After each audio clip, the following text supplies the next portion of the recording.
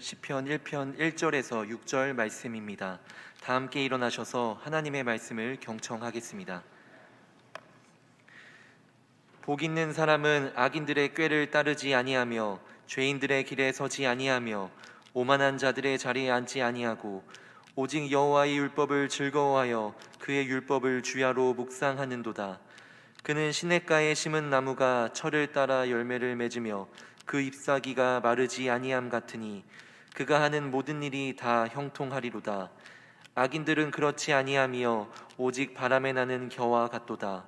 그러므로 악인들은 심판을 견디지 못하며 죄인들이 의인들의 모임에 들지 못하리로다. 무릇 의인들의 길은 여호와께서 인정하시나 악인들의 길은 망하리로다. 이것은 하나님의 말씀입니다. 아멘.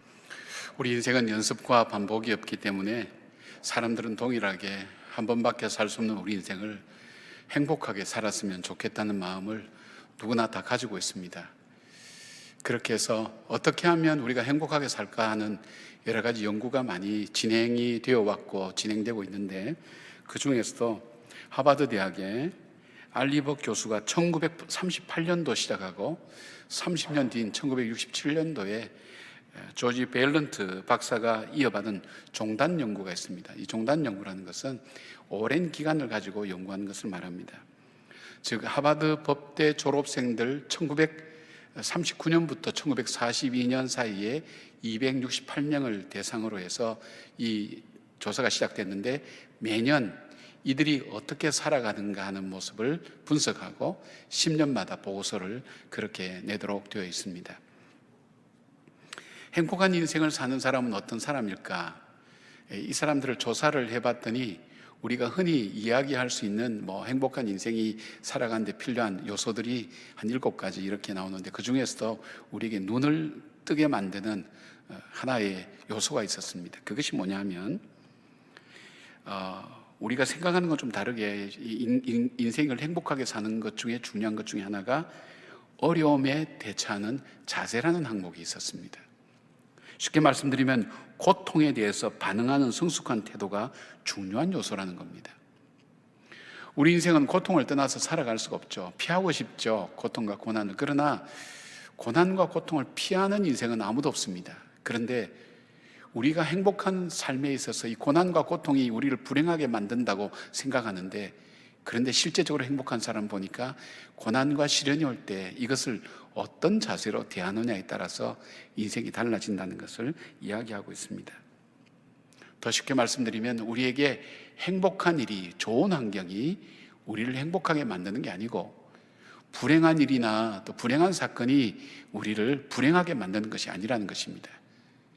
우리가 일어난 일 자체는 바꿀 수는 없지만 그 일 앞에 어떻게 선택하며 살아가느냐에 따라서 그 인생이 달라진다는 것입니다. 콜롬비아 대학의 경영학 교수인 쉬나 아이겐가 박사는 이런 얘기했습니다. 우리 사람이 하루에 의식적으로 70번 정도를 선택한다고 합니다. 무의식적으로는 많이 선택하겠죠. 그러나 의식적으로 이거 내가 해야지 생각해서 하는 것이 한 70번 정도 되는데, 이것이 1년에 이렇게 합산을 해보면 25,550번 정도, 그리고 70년이라고 생각한다면 바로 178만 8,500번 정도 선택을 한다고 그렇게 얘기합니다. 알버트 까뮈라는 작가는 그런 얘기했습니다. 우리의 인생이라는 게 뭐냐? 내가 내린 선택의 종합이 우리 인생이다, 그런 얘기했습니다. 즉 우리가 내린 178만 8,500번의 선택이 우리 인생을 만든다는 겁니다. 매 순간 수만 가지 선택의 기로에서 우리가 복된 인생을 선택하는 것을 이 존 오토버그 목사님은 이런 얘기했어요. 하나님의 기회 기민성, 이런 표현을 썼어요. 쉽게 말하면 매 순간이 하나님께서 주시는 그 기회를 어떻게 예민하고 민감하게 잘 활용하느냐에 달려있다, 그렇게 얘기를 했습니다. 이런 관점으로 우리가 성경을 바라보면 하나님께서 우리 인생에게 어떻게 하면 복을 받는 인생으로 살아갈 수 있을까 하는 말씀이 가득합니다. 구약에서 하나님께서 인간에게 주시는 복을 크게 2가지로 구약은 설명하고 있습니다. 먼저 바라크라는 그런 단어가 있는데 구약에 415번 정도 사용되었습니다. 이것은 하나님께서 인간에게 주신 일반적인 복을 얘기합니다. 근데 또 하나의 복이라는 단어가 있는데 그것이 아슈아르라는 단어가 있는데 이것은 44번 정도 사용되었습니다. 주로 시가서에서 많이 나타나고 있는데 이것은 뭐냐면 하나님과의 인격적인 교제 안에서 하나님이 직접 베풀어 주시는, 하나님 말씀대로 사는 그 사람이 받는 복을 이야기를 합니다.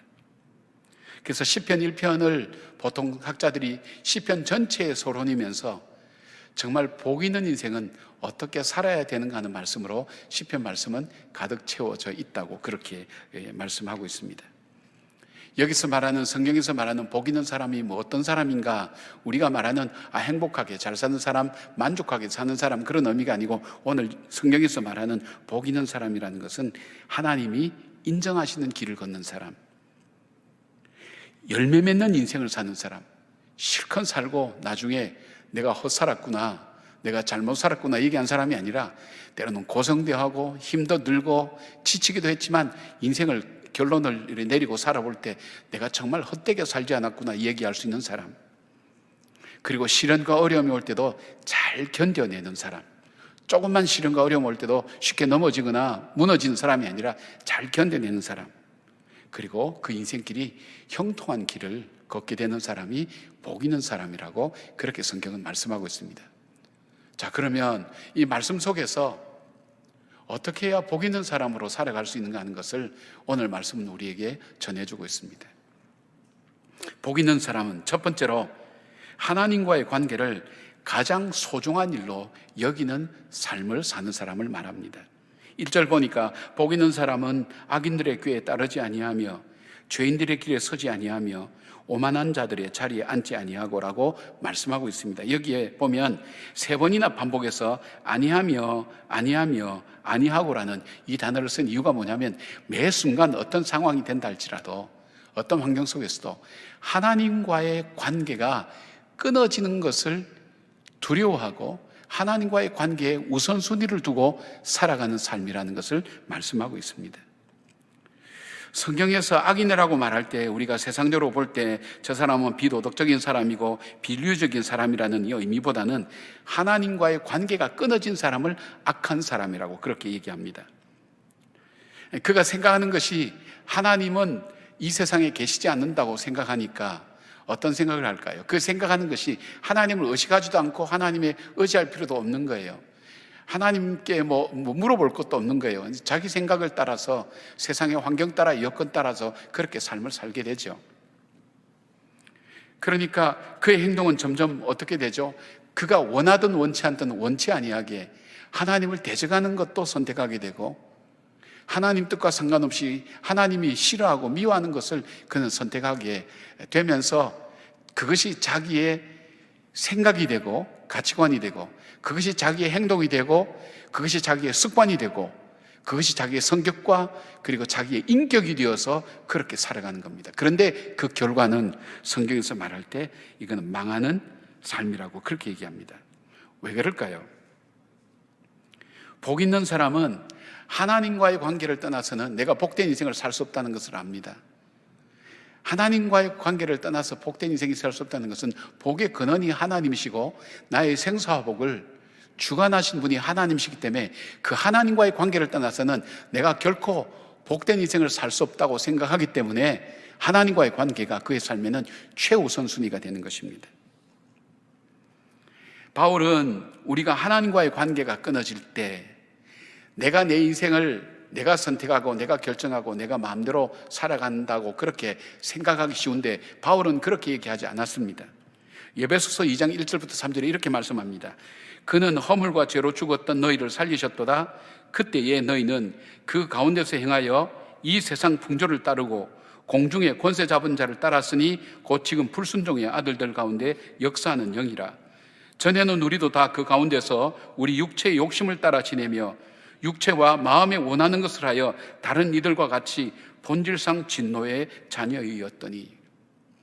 하나님과의 관계가 끊어지면 하나님을 의식하지 않고 하나님을 생각하지도 않고 내 마음대로 살면 내가 보기에 옳은 대로 내가 보기에 선한 대로 내가 생각하기에 유익한 대로 결정하며 선택하며 사는 것 같지만 사실은 그게 아니라는 것입니다.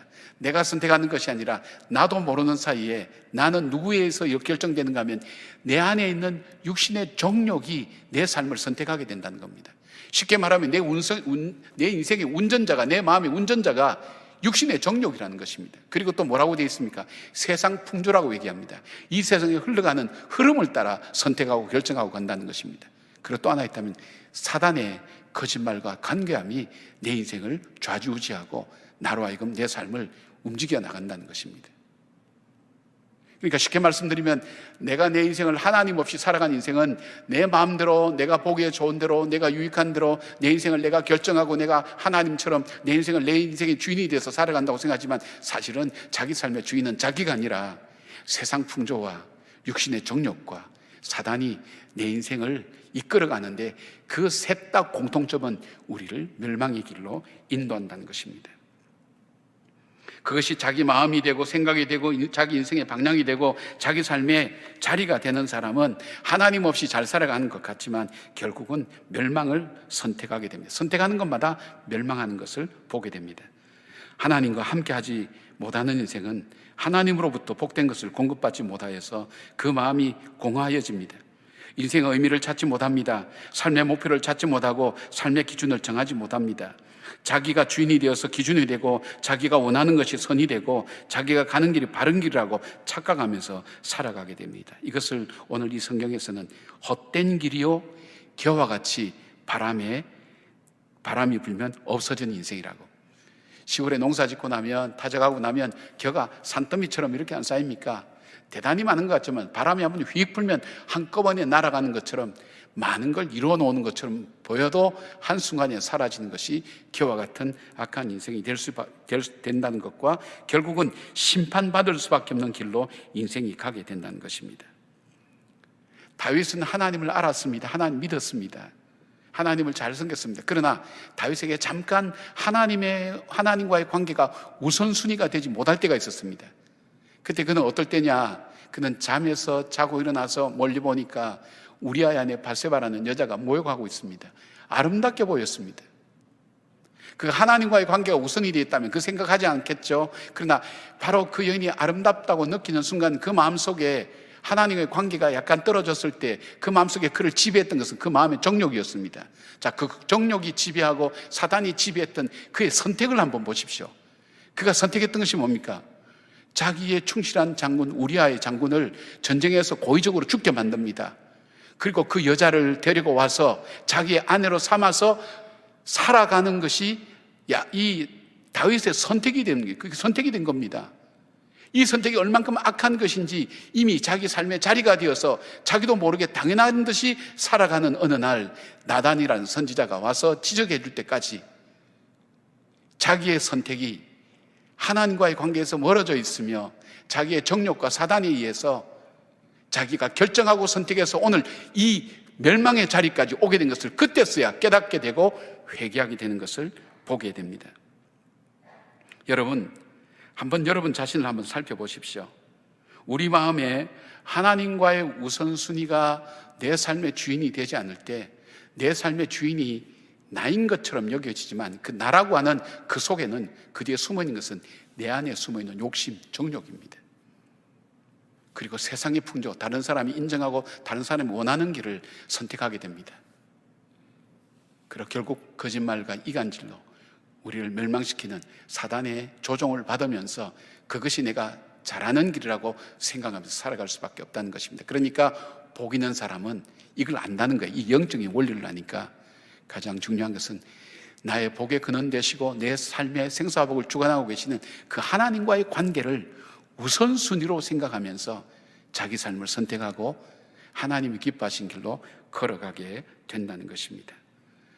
복 있는 사람은 하나님과의 관계를 우선순위로 선택하며 살아가는데 그 사람이 바로 여러분들 되시기를 주님의 이름으로 축원합니다. 두 번째로 복 있는 사람은 어떤 사람인가? 하나님 말씀을 자기 인생의 기준으로 삼는 사람입니다. 사람마다 자기가 생각하고 자기가 느끼고 자기가 결정할 때 자기 인생 기준이 다 있습니다. 각각 다 다릅니다. 2절 말씀 보니까 이렇게 되어 있습니다. 오직 여호와의 율법을 즐거워하여 그의 율법을 주야로 묵상하는도다. 이 말씀을 메시지 성경으로 제가 읽어드릴게요. 오직 하나님 말씀에 사로잡혀 밤낮 성경 말씀을 곱씹는 그대, 그렇게 되어 있습니다. 왜 여기에 여호와의 율법이라 그랬을까? 그냥 율법이라지 않고 여호와의 율법이라 그랬을까? 여호와의 율법은 어제나 오늘이나 내일이나 변함이 없는 말씀이기 때문입니다. 베드로전서 1장 24절부터 25절까지 그러므로 모든 육체는 풀과 같고 그 모든 영광은 풀의 꽃과 같으니 풀은 마르고 꽃은 떨어지되 오직 주의 말씀은 세세토록 있도다 하였으니 너에게 전할 복음이 곧 이 말씀이니라. 하나님 말씀은 변치 않는다는 거예요. 하나님은 변질되지 않는다는 거예요. 어제 옳았던 것이 오늘 틀리고 오늘 틀린 것이 내일 맞고 그러지 않다는 거예요. 하나님은 어제나 오늘이나 언제든지 동일한 진리의 말씀이라는 거예요. 그래서 여호와의 율법을 묵상하는 자라고 그렇게 말씀합니다. 여기 묵상한다는 것은 뭐냐면 하나님 말씀을 자기 인생의 기준으로 삼고 하나님 말씀을 따라 살기로 마음을 다하고 뜻을 다하고 정성을 다하는 적극적인 삶의 모습을 얘기합니다. 원래 주야로 묵상한다 그럴 때 동양적인 의미로 말하면 그냥 우리가 조용히 묵상하면서 하나님 말씀 묵상하면서 그냥 침묵하는 것을 얘기하는데 이게 원래 원어의 뜻은 그건 아닙니다. 여러분 혹시 그 예루살렘 성에 이 성벽에 통곡의 벽이나 이런 데나 또 이스라엘에 갈 수 있는 기회가 있으면 그 사람들이 기도하는 방법은 뭡니까? 어린아이들 얼마나 시끄럽게 기도하는지 모릅니다. 앞뒤로 흔들려서 막 이렇게 기도합니다. 그 말이 뭐냐면 이 묵상하는 겁니다. 내가 하나님 말씀대로 살겠다고 나 스스로에게 이야기하고 나 스스로에게 다짐하고 내가 스스로 하나님 말씀을 내 인생의 기준으로 삼고 살겠다고 그렇게 결단하면서 그렇게 외치는 것이 바로 묵상하는 것입니다. 그런데 왜 여호와의 말씀을 붙들고 그 말씀대로 내 인생을 살겠다고 적극적으로 외치며 몸부림치는 인생이 될까요? 바울은 디모데에게 디모데후서 3장 15절에서 17절에 이렇게 말씀합니다. 메시지 성경으로 다시 읽어드릴게요. 그리스도 예수를 믿는 믿음으로 말미암아 구원에 이르는 길을 보여주는 것은 오직 기록된 하나님의 말씀 외에는 없습니다. 성경의 모든 부분에는 하나님의 숨결이 깃들어 있어 모든 면에서 유익합니다. 우리에게 진리를 보여주고 우리의 반역을 드러내며 우리의 실수를 바로잡아주고 우리를 훈련시켜 하나님의 방식대로 살게 합니다. 우리는 말씀을 통해 온전해지며 하나님께서 우리를 위해 마련하신 일을 이루어가게 됩니다. 이 말씀 속에 뭐가 있다고 그랬어요? 말씀 속에 지혜가 있고 말씀 속에 능력이 있고 말씀 속에 생명이 있고 말씀 속에 분별이 있고 말씀 속에 소망이 있기 때문에 이 말씀을 붙들고 그대로 살려고 할 때에 우리의 삶 자체가 저절로 복된 삶을 선택하게 되어 있다는 것입니다. 하나님 말씀 속에 진리가 있습니다. 교훈이 있습니다. 하나님 말씀 속에 우리가 어디가 틀렸는지를 가르쳐주는 하나님의 책망이 있습니다. 하나님 말씀 속에 우리가 어떻게 해야 바로 그 길을 갈 수 있는지 가르쳐주는 그 말씀이 하나님 말씀 속에 있습니다. 하나님 말씀 속에 우리가 붙잡아야 될 것과 놓아야 될 것과 품어야 될 것과 버려야 될 것과 사랑해야 될 것과 미워야 될 것을 하나님께서 그 말씀 속에 이 기준으로 우리에게 알려주셨기 때문에 우리 인생으로 하여금 바른 선택을 하고 복된 선택을 할 수 있도록 우리에게 지혜와 능력을 주는 것이 바로 이 하나님 말씀이기 때문에 이 말씀을 자기 인생의 기준으로 삼고 사는 사람은 지혜로운 선택이 되는 것이요 능력의 선택이 되는 것이요 분별력 있는 선택이 된다는 것입니다. 하나님은 애국 땅에서 노예로 살던 이스라엘 백성을 430년 만에 해방시켜 주셨습니다. 결코 놓아주려고 하지 않는 그 바로를 향해서 10가지 재앙을 하나님께서 하시면서 이 백성을 구출해 내셨습니다. 마지막은 그 백성의 피해 대가를 치르고 이 백성을 구원해 냈으니까 하나님께서 이 백성을 얼마나 귀하게 여겼습니까? 그리고 하나님 백성 삼으시겠다고 말씀했습니다.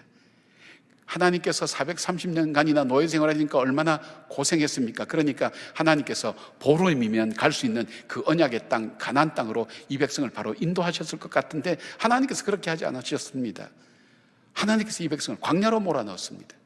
광야의 삶이 얼마나 고달팠던지 이스라엘 백성이 중간중간에 무려 40년 동안 중간중간에 한 번도 그 마음에 변함없이 차라리 우리가 애굽 땅에 돌아가서 노예로 사는 것이 훨씬 편하다 정도로 고달픈 인생을 살았습니다.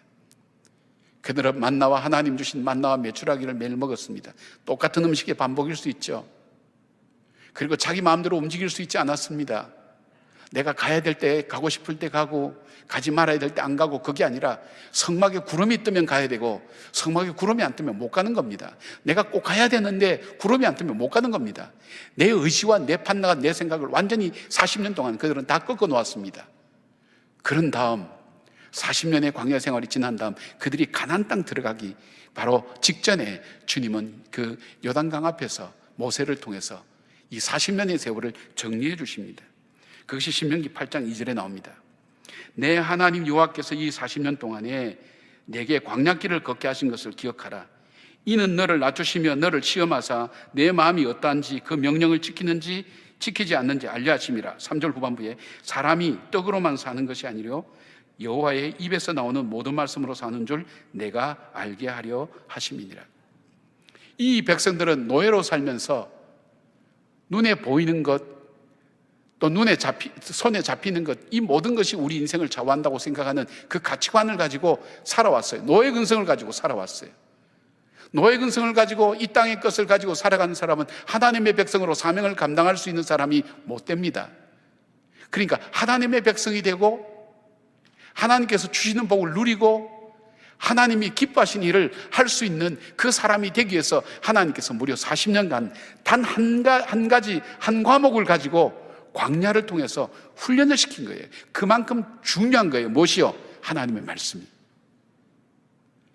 여러분이 인생을 살아가면서 시련과 고난이 얼마나 여러분 삶 속에 많았습니까?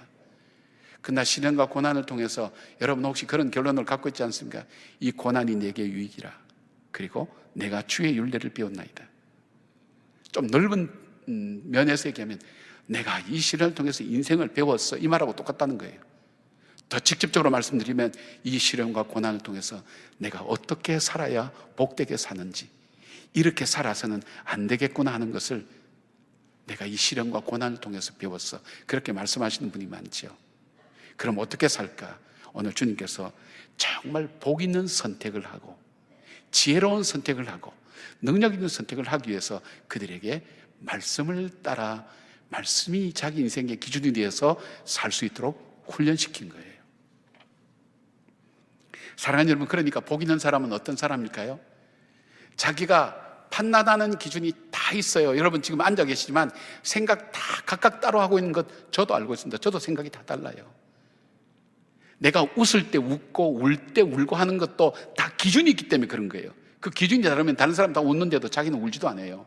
다른 사람 다 웃는데도 웃지도 않아요. 왜냐하면 그 기준이 다르기 때문에 그래요. 이 기준이 복된 것이냐 아니냐, 하나님은 바로 이 기준이 복된 것 되기 위해서 그 속에 지혜가 있고 그 속에 분별력이 있고 그 속에 능력이 있고 힘이 있고 소망이 있는 하나님 말씀이 그들 인생의 기준이 되어서 살아갈 수 있도록 이 백성들을 훈련시켰다는 거예요. 그러니까 여러분, 복 있는 사람은 어떤 사람입니까? 하나님의 말씀을 내 인생의 기준으로 해서 판단하고 선택하며 결정하며 나가는 사람입니다. 사도 바울은 이것이 복되기에 자기 인생이 하나님 말씀이 기준이 되도록 자기의 마음의 정욕이 떠오르고 자기 마음의 경험이, 자기의 지식이 자기를 주장하려고 할 때 그걸 쳐서 복종시켰다 그랬습니다. 왜요? 자기가 생각하기에는 옳은 것 같지만 틀린 것이라는 걸 알기 때문에, 멸망당하는 것을 알기 때문에, 자기는 자기의 열심과 열정이 예수 믿는 사람을 잡아 죽일 수밖에 없었던, 죄를 범할 수 없었던 자기 자신의 한계를 알기 때문입니다. 조그만 지식 가지고 다 하는 것처럼, 조그만 경험 가지고 다 하는 것처럼, 조그만 성공 가지고 모든 인생이 다 성공하는 것처럼, 그것이 아니라 더 겸손하게 하나님 말씀 속에 있는 지혜를 찾아가는 사람, 오늘을 살아가고 고난과 시련을 이길 능력을 얻을 수 있는 사람, 그리고 무엇을 해야 될지 하지 말아야 될지 분별력을 얻을 수 있는 그런 삶이 되기를 원한다면 바로 하나님 말씀을 내 인생의 기준으로 정하여 살아가는 사람, 그 사람이 하나님 앞에서 복 있게 사는 사람이라는 것을 말씀하고 있습니다. 그 사람이 여러분들 되시기를 축원합니다. 세 번째로 복 있는 사람은 어떤 사람입니까? 하나님께서 주시는 복을 사모하는 사람입니다. 오늘 이 시편에는 하나님께서 주시는 복이 어떤 복인가 하는 것을 말씀하고 있습니다. 이렇게 살아가는 사람, 그 사람은 하나님께서 주시는 복인데 그 복이 뭐냐면 먼저 시냇가에 심은 나무처럼 축복해 주신다는 겁니다. 시냇가에 심겨둔 나무는 주변 환경에 영향을 받지 않습니다. 주변이 가뭄으로 주로 비가 안 와서 타들어가는 바로 그 팔레스타인의 그 지형에 있어서 가장 복된 나무는 물가에 심겨둔 나무입니다. 그런데 주님께서 이 복 있는 사람을 복 주실 때 어떻게 주시냐면 그 인생을 들어서 바로 복 있는 그 장소로 옮겨주신다는 거예요. 시냇가로 옮겨주신다는 거예요. 그럴 때 어떤 일들이 일어납니까? 나무가 맺어야 될 당연한 그 사명을 한다는 거예요. 여러분, 잎이 날 때 잎이 나게 만드시고, 꽃이 필 때 꽃이 피게 만드시고, 열매가 날 때 열매가 나게 만드셔서 그 나무의 역할을 다 할 수 있도록 하나님께서 그렇게 축복하신다는 거예요. 이걸 보고 시절을 쫓아 과실을 맺는다는 거예요. 여러분, 인생이 내가 잘 살고 풍요로울 때만 인생의 열매가 풍성합니까? 천만의 말씀요. 그렇게 한 사람이 살 때 헛되게 살았다는 사람 적지 않습니다. 내 인생에 고난이 많고 시련이 많고 어려움이 많다고 해서 내 인생은 정말 잘못 살았다고 얘기합니까? 그러나 그 고난과 시련과 어려움이 내 삶의 귀한 열매가 되어서 나의 보석처럼 내 삶을 아름답게 이끌 뿐 아니라 다른 사람에게도 거룩한 영향을 주는 사람이 얼마나 많습니까? 여러분, 요셉의 삶을 보십시오. 요셉의 삶은 고난과 시련의 투성이었습니다. 형제들에게 팔려서 배신당하는 아픔 구덩이에 들어가서 죽을 사경을 헤매다가 다시 팔려서 노예로 팔려가고, 노예로 갔다가 감옥에 다시 들어가고, 그가 은혜를 베풀었지만 그 사람이 잊어버려서 감옥에서 던져진 인생으로 그렇게 살았던 그 고난과 고비마다 그 인생이 다 헛된 것입니까? 아닙니다. 그 삶이 헛되지 않도록 하나님 만들어 주셨습니다. 그는 보디발의 집에 가정총무로 있으면서 경제를 배우게 만들었고, 감옥에 있으면서 정치를 배우게 만들었고, 사람들을 만나게 만들었고, 사람들로부터 인정받게 만들었고, 하나님께서 그 인생이 결코 헛되지 않고 보람있고 복된 인생, 그 고난과 고통과 그리고 아픔의 끝은 불행이어야 되는데 불행이 아니라 하나님의 뜻을 이루며 많은 사람을 구원하는 복된 인생, 그는 풍요로움도 가꿀 줄 아는 사람, 풍년도 흉년도 가꿀 줄 아는 지혜로운 사람과 능력된 사람이 될 수 있었던 것이 뭘까요? 하나님께서 그 인생의 시절을 쫓아 맺어야 될 열매를 맺도록 축복하셨던 사람인 것을 보게 됩니다. 이런 축복을 하나님께서 주신다는 것입니다. 이 축복을 사모하시길 바랍니다. 기도하시길 바랍니다. 여기서 시냇가라고 얘기하는 이 시냇가는 이스라엘 같은 데는 비가 올 때 많이 오면 이 비로 인해서 만들어진 하천이 생깁니다. 이걸 와디라고 얘기합니다. 바로 이것을 얘기하는 것이 아닙니다. 여기서 말하는 시냇가는 어떤 인격적인 사람이 의도와 목적을 가지고 고랑을 파서 물을 흘려보내서 만드는 그런 시냇가를 말합니다. 더 다른 말씀으로 드리면 내 인생이 황무지와 같다고 그렇게 생각할 수 있습니다. 우리 인생에 태어날 때 다 똑같나요? 공평하지 않습니다, 여러분. 인생 출생 자체가 공평하지 않습니다. 살아가는 삶도 공평하다고 저는 생각하지 않습니다. 어떤 사람은 태어나 보니까 인생 자체가 황무지 같은 사람 많습니다. 내가 살아갈 삶이 황무지처럼 어려움과 척박한 땅으로 내 인생이 점철되어 있어서 내 삶은 왜 이럴까 내 팔자에 하는 얘기가 거기서 나오는 겁니다. 그런 인생이라 할지라도 그 황무지에 고랑을 파서 물을 흘려보내고, 그리고 나무가 푸르게 자랄 수 있는 그 축복 받을 수 없는 가운데서도 축복받는 인생으로 만들어 주신다는 겁니다. 시냇가가 바로 그런 시냇가입니다.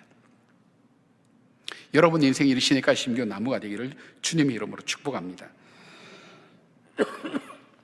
불행이나 운명이나 조건들이 중요하지 않고 그런 것들이 바뀌어서 복이 되는 놀라운 축복의 역사가 시냇가에 심겨둔 나무라는 것입니다. 세 번째로 하나님 주신 또 다른 복은 우리 인생길이 다 형통해진다고 말씀합니다. 이 말씀은 한번 드렸을 것입니다. 우리 인생길은 다양하게 나눌 수 있습니다. 넓은 길이 있고 좁은 길이 있고 편안한 길이 있고 거친 길이 있고 지름길이 있고 둘러가는 길이 있습니다. 여러분은 어떤 길이 형통한 길이라고 생각합니까?